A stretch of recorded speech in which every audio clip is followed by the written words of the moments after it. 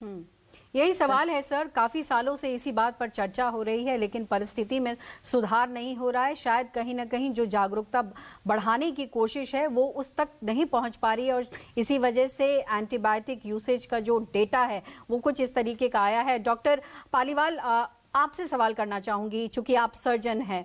कई बार पेशेंट बहुत गंभीर होता है लेकिन उसकी सर्जरी बहुत सक्सेसफुल होती है, बावजूद इसकी जान नहीं बचाई जा सकती क्योंकि कई बार इन्फेक्शन हो जाता है और कई एंटीबायोटिक काम नहीं करते हैं। ये सिचुएशन क्या है, हमारे दर्शकों को समझाइए। देखिए, जहां तक एंटीबायोटिक का प्रश्न है, एंटीबायोटिक किसी भी ऑपरेशन के बाद रोगी को दो प्रकार की सुरक्षा प्रदान करती है। एक सुरक्षा वो प्रदान करती है कि जब रोगी की प्रतिरोधक क्षमता कम होती है तो उस वक्त रोगी की प्रतिरोधक क्षमता को एक समानांतर तरीके से देखा जाए तो उसको सुरक्षा प्रदान की जाए। एक तो ये हो गया। दूसरा ये रहता है कि शरीर में ऑपरेशन के दौरान या ऑपरेशन के पहले भी किसी प्रकार का बैक्टीरिया या कोई इन्फेक्शन है, वो इन्फेक्शन किसी भी प्रकार का हो सकता है।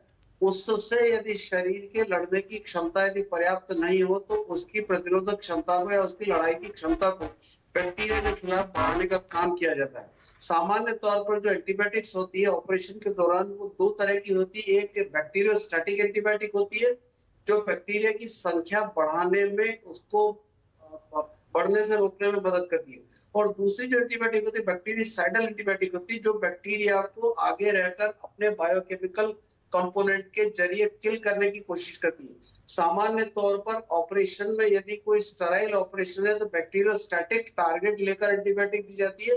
लेकिन यदि इन्फेक्शन हो या पहले से ही किसी प्रकार का ऐसा कोई रोग हो जिसमें संक्रामक रोग की रोकथाम के लिए या संक्रमण को रोकने के लिए ऑपरेशन के दौरान या ऑपरेशन के बाद यदि शरीर को एंटीबायोटिक की जरूरत है तो ऐसे में हम बैक्टीरियोसाइडल एंटीबायोटिक देते हैं जो थोड़ी ज्यादा पावरफुल होती है।